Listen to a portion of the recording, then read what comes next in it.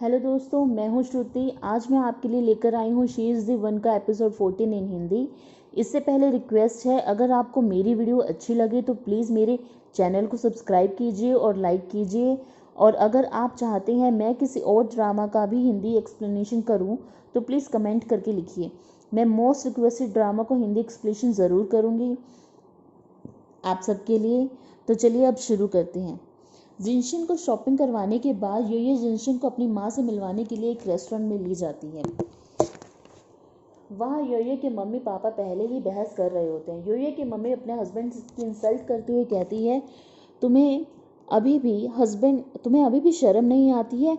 मेरे साथ husband wife का नाटक कर रहे हो। हर चमक हीरा नहीं होती है। जिनशन भी तो रिच है, वो भी तुम्हारी तरह ही होगा।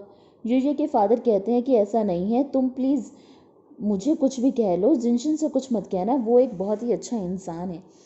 ये बात करते हुए वो रेस्टोरेंट में पहुंच जाते हैं जहाँ ये जिनशन के साथ पहले से ही मौजूद होती है। ये पहले से ही जिनशन को समझा रही होती है कि तुम प्लीज़ अपनी पुरानी अच्छी आदतें, अमीरों वाली आदतें छोड़ देना और थोड़े से लो प्रोफाइल मेंटेन करना। ये के पेरेंट्स जैसे ही रेस्टोरेंट के रूम में एंटर करते हैं और जिनशन को देखते हैं तो वो हैरान हो जाते हैं जिनशन को इतने सिंपल कपड़ों में देखकर।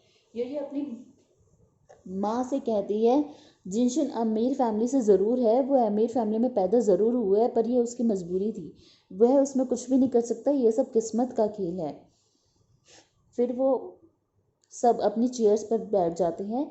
इधर जिनशन का बड़ा भाई मिस्टर वेन और ये का फ्रेंड शुजे, इनकी बहुत ही अच्छी दोस्ती हो जाती है। जिनशन का बड़ा भाई शुजे के घर ड्रिंक पर आता है। ये वेन से कहता है, तुम्हारे क्लोज जाने पहचाने लग रहे हैं। वेन कहता है, क्या हुआ, मेरे कपड़ों में कुछ खराबी है? शुजे कहता है, नहीं खराबी नहीं है, मुझे लगा कि शायद मैंने इन्हें पहले कभी देखा है। तो वो ये सब बातें करते हुए अंदर चले जाते हैं। उधर वेट्रेस जिनशन को कहती है कि क्या आप थोड़ी सी वाइन लेंगे? तो वो ये कहते हुए थोड़ी सी वाइन उसके ग्लास में डाल देती है। जिनशन जैसे ही वाइन को पीने वाला होता है, ये उसे रोक लेती है और कहती है, अरे तुम तो शराब पीते ही नहीं, मेरे पेरेंट्स के लिए दिखावा करने की ज़रूरत नहीं है, तुम तो सिर्फ दूध ही पीते हो ना। ये कहता है कि हाँ हाँ सॉरी सॉरी, मैं तो बस वैसे ही कर रहा था। ये के फादर कहते हैं कि कोई बात नहीं, आज थोड़ा स्पेशल दिन है, आज हम थोड़ी सी पी लेते हैं। सब थोड़ी थोड़ी ड्रिंक करने लगते हैं। ये के फादर जंशन से कहते हैं, मैं आपसे कुछ कहना चाहता हूँ, आप हमारे लिए इतने बिजी शेड्यूल में से इतना टाइम निकाल कर लाए, मुझे बहुत अच्छा लगा।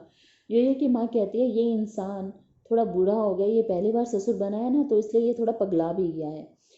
ये कहता है, ये कहती है, माँ जिनशन भी पहली बार दामाद बन रहा है ना, तो आप प्लीज़ इससे थोड़ा सा प्यार से बिहेव कीजिए।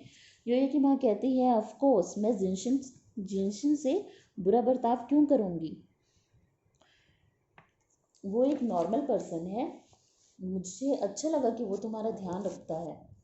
योये की माँ कहती है कि योये एक बहुत ही अच्छी और सीधी लड़की है, योये को हमने बहुत ही अच्छे संस्कारों से पाला है। जिस पर जिनशन को अंदर से बहुत ही थोड़ी हंसी आती है और वो कहते हैं कि हाँ हाँ, योये बहुत ही एक अच्छी लड़की है और मैं इसका पूरा ख्याल रखूँगा। योये की मदर कहती है कि कल को अगर तुम्हारा डाइवोर्स भी हो जाता है तो तुम दोनों आपस में एक दूसरे की रिस्पेक्ट करना। ये बात सुनते ही योयो और जिनशन के मुंह से वाइन निकल कर बाहर आ जाती है। उधर शुजा और वेन ड्रिंक करते करते आपस में बात करते हैं। शुजा वेन से कहता है कि आज से तुम बहुत खुश लग रहे हो। वेन कहता है कि हाँ, मैं जिस दिन का बहुत दिनों से इंतज़ार कर रहा था, अब वो जल्दी ही आने वाला है। वेन शराब के नशे में कहते हैं कि शुजा, तुम मेरे बहुत ही अच्छे दोस्त हो, मेरे एक अच्छे भाई की तरह हो, मैं तुमसे अपनी विश शेयर करना चाहता हूँ। इस 20 तारीख को जैसे ही मुझे डेवलपमेंट राइट्स मिलेंगे, मेरे पास सब कुछ होगा, मेरी गर्लफ्रेंड भी। 20 तारीख जल्दी ही आने वाली है। इधर ये अपनी माँ को साइड में ले जाकर कहती है कि माँ, तुम ये कैसे बातें कर रही हो, अभी से डाइवोर्स की बात कर रही हो। उसकी माँ उसे डांटते ही कहती है कि मैं डाइवोर्स की बात कर रही हूँ, पर तुमने ये क्या नाटक रच रखा है, तुम जिनशन को कैसे कपड़ों में लेकर आई हो और तुम उसे कैसे बर्ताव करने के लिए कह रही हो, तुम्हें क्या लगता है मैं बेवकूफ़ हूँ, मुझे समझ नहीं आता कि तुम्हारा ये क्या नाटक चल रहा है। ये कहती है कि सॉरी माँ, मैंने ये सब तुम्हें खुश करने के लिए किया था, पर प्लीज़ आप बुरा मत मानिए, मुझे माफ़ कर दीजिए। ये की माँ कहती है, मुझे बस तुम्हारी ही फिक्र है, मैंने देखा है जिनशन तुम्हें बहुत प्यार करता है, मुझे अच्छा लगा। वो रूम में आकर जिनशन से कहती है कि मुझे ये रिश्ता मंजूर है, मैंने सुना है जिनशन तुम किसी काम के लिए थोड़ा बिजी हो अभी, जैसे ही तुम्हारा काम पूरा हो जाता है हम तुम्हारी शादी की तैयारी करते हैं। योयो और जिनशन माँ पापा का शुक्रिया अदा करती हैं और जिनशन प्रॉमिस करता है कि मैं योयो का बहुत अच्छे से ख्याल रखूँगा।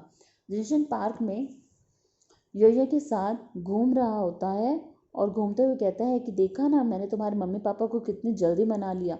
चलो अब हम एक दूसरे के और अच्छे से जानते हैं।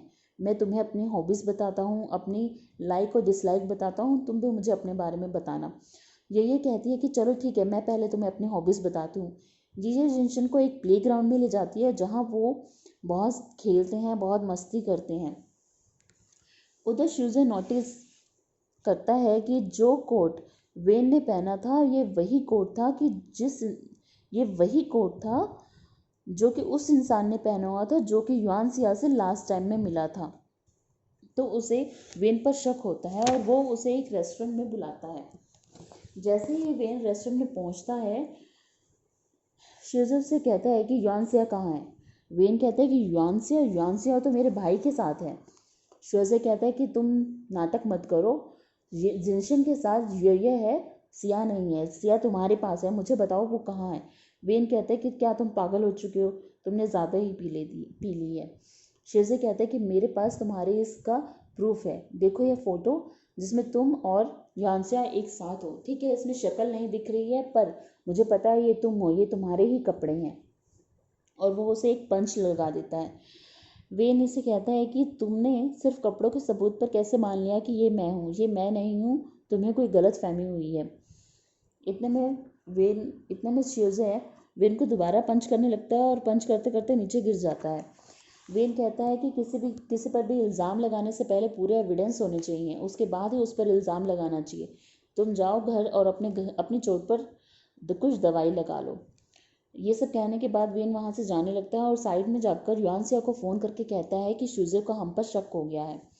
ये सब बातें ये श्यूज़र का जासूस सुन रहा होता है। येशुआ वो लड़की है जो कि जिनशन की एक्स गर्लफ्रेंड भी है और वेन की बिजनेस पार्टनर भी है। ये वेन के ऑफिस में आती है और कहती है क्योंकि हम दोनों एक ही घर में रहते हैं तो मैं सोच रहा हूँ कि हमारे दोनों के बीच में एक एग्रीमेंट होना चाहिए, ऑफिस के लिए भी और घर के लिए भी। इस एग्रीमेंट में कुछ बातें लिखी हैं, तुम उसे देख लो। वेन इस एग्रीमेंट को पढ़ता है और देखता है कि इसमें लिखा हुआ है ना ही ऑफिस में और ना ही घर में, ना ही वो योयो को परेशान कर सकता है, ना ही वो फ्लर्टिंग कर सकता है, ना ही वो उसके गले लग सकता है, ना ही उसे किस कर सकता है, ना ही उसे टच कर सकता है। वेन कहता है ये सब बातें मैं नहीं मानूंगा, ये सब बहुत स्ट्रिक्ट है। ये कहते हैं कि ठीक है हम थोड़ा सा रिलैक्सेशन दे देते हैं इस एग्रीमेंट को। तो वेन कहता है ठीक है हम ये कर लेते हैं कि मैं तुम्हें परेशान नहीं करूँगा और मैं फ्लर्टिंग नहीं करूँगा, बाकी सब बातें डिलीट कर दो और ये लो एग्रीमेंट मैंने साइन कर दिया, अब ये फाइनल है। इतने में येशुआ आती है और कहती है मुझे ये से कुछ बात करनी है, और फिर वो दोनों एक रेस्टोरेंट में चली जाती हैं।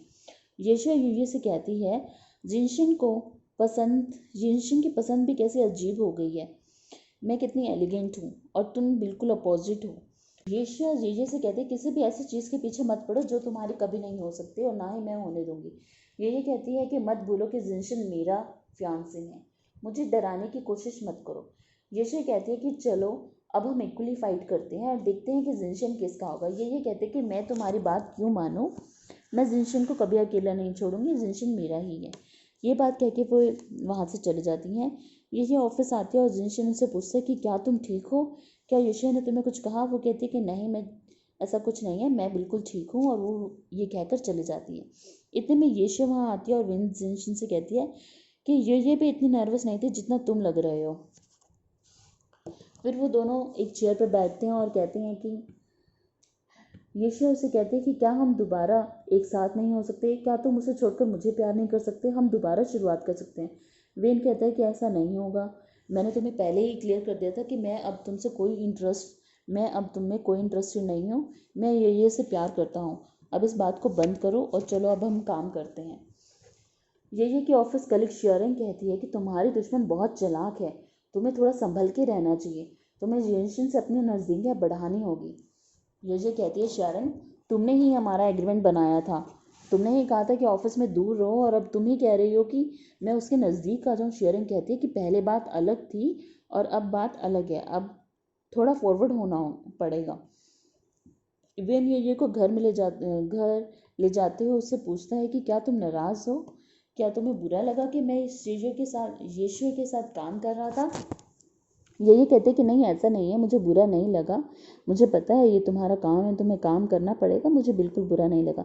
जिनशन कहता है कि अगर ऐसी बात है तो मुझे बुरा लग रहा है कि तुम्हें जेलसी क्यों नहीं हो रही है। मैं उसके साथ काम करूँगा और आगे भी करूँगा काफ़ी दिनों तक, तो भी तुम्हें बुरा नहीं लगेगा। ये कहते हैं कि एक्चुअली में थोड़ा तो लगेगा। जिनशन कहता है कि तो फिर ठीक है, हम थोड़ा सा एग्रीमेंट में चेंज कर लेते हैं। अगर तुम चाहो तो हम ऑफिस में भी थोड़ा सा हक कर सकते हैं, फ्लर्ट कर सकते हैं। ये शर्माते हुए कहते हैं कि बस रहने दो। इधर येशु वेन के भाई से मिलती है, जिनशन के भाई से मिलती है और कहती है कि हमारा प्लान जल्दी ही कामयाब होगा। वैसे तुम ये सब जो कर रहे हो ये सिर्फ तुम अपने दादाजी को प्रूफ करना चाह रहे हो या तुम्हारा कोई और मकसद भी है। वेन कहता है कि ऑफ कोर्स मेरा और भी मकसद है, और वो मकसद है पैसा कमाना। और ये सब बातें करके वो चले जाते हैं। उधर ये नहाकर कपड़े चेंज करने के लिए चेंजिंग रूम में जैसे ही आती है, जिनशन उससे आकर फ्लर्ट करने लगता है। ये मना करती है। इतने में येशुआ का फ़ोन आता है जिनशन के पास। ये जैसे ही देखती है कि येशुआ का फ़ोन आ रहा है तो वो जिनशन को किस कर लेती है जेलसी में, और बाद में शर्माकर वहाँ से चली जाती है।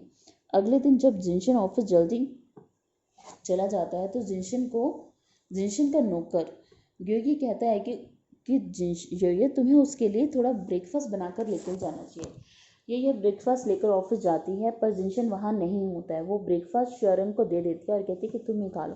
शेरिंग कहती है कि होप से तुमने इसमें जहर नहीं मिलाया होगा।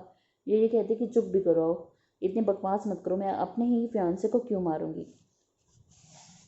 जिनशन और येशु अब एक साथ काम कर रहे होते हैं तो योया उनको एक खिड़की से घूर रही होती है। उसके कलीग्स उसे कहते हैं कि ये तुम ठीक तो हो ना, तुम थोड़ी जेलस लग रही हो। ये कहते हैं कि मैं जेलस नहीं हूँ, मैं अपनी पर्सनल लाइफ और वर्क लाइफ को अलग ही रखती हूँ, तुम अपनी बकवास बंद करो। इतने में येशु जिनसन के पास जाकर उसके कंधे पर हाथ रखकर काम करने लगती है। ये सब योयो को पसंद नहीं आता और वे गुस्से में उनके पास जाकर खड़ी हो जाती है और गुस्से में उन्हें घूरने लगती है। और यहीं पर एपिसोड ख़त्म हो जाता है। दोस्तों, अगर आपको वीडियो अच्छी लगी हो तो प्लीज़ मेरे चैनल को सब्सक्राइब कीजिएगा और कमेंट करके अपने व्यूज़ भी दीजिएगा। Thank you very much.